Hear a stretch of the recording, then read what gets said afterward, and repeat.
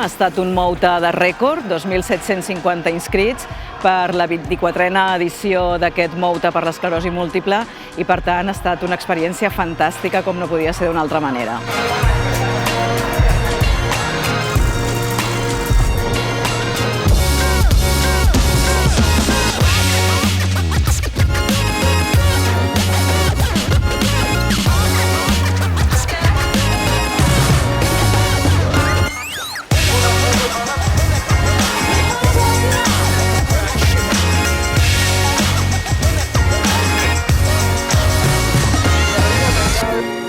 Aquest any destinarem els fons a tota l'activitat que realitza la Fundació Esclerosi Múltiple, l'activitat neurorehabilitadora i també a la recerca, que és fonamental perquè les persones puguin seguir avançant en la seva qualitat de vida.